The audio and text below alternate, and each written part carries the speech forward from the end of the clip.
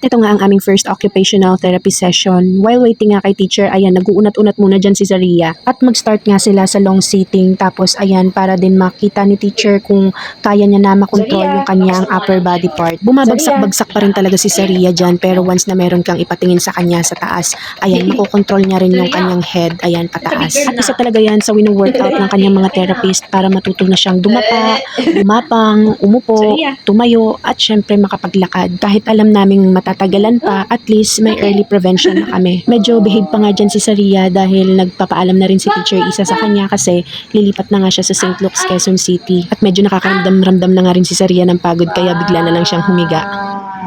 Hello!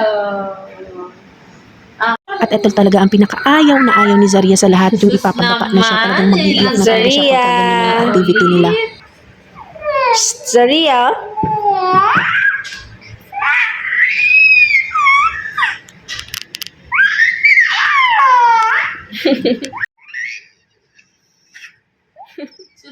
Si Zaria. Ito nga, nauuto-uto na namin siya kaya medyo tahimik na siya.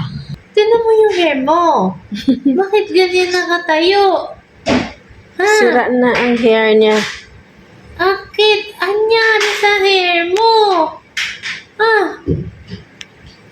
Parang ka.